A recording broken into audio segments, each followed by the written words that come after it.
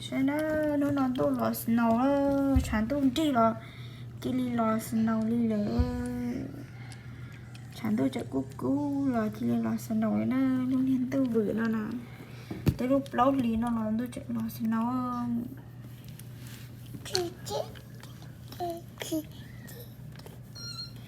chẳng tôi đi nó nấy tôi lò snow nè xong chân kia liệu. Wow, it's slow. Yeah, slow. See? Sit down. Đấy, nó ngồi chẳng đúng đi ra lo sân đâu lo. See slow? Chào nó cấp à, còn biết thế lắm.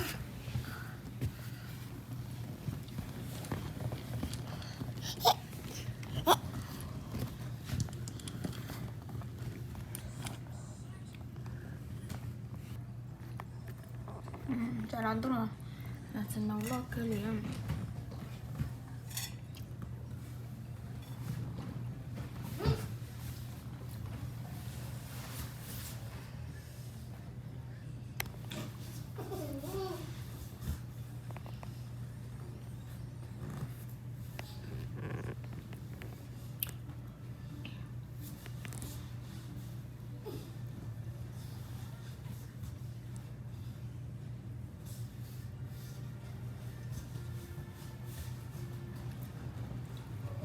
Như là nó chỉ tôi chị ít mò lại cho cha ít có mò chị sẽ đỡ bao liền nhưng khó lấy nước lên nó sẽ tới trong nọ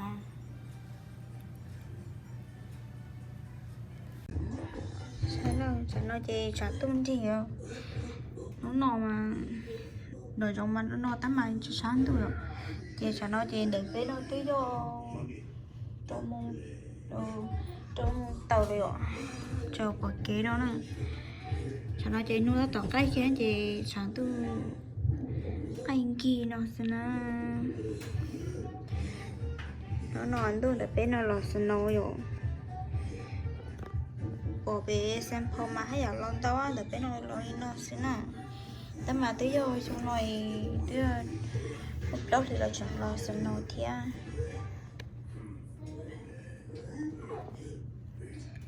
sẽ luôn tu nói càng đi xưa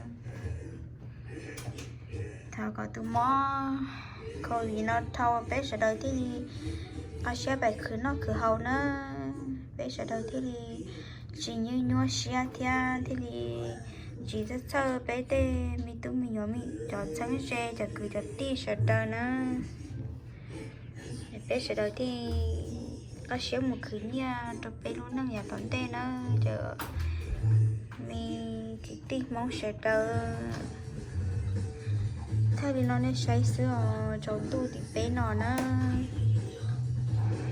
mà đi chỉ để đùa nó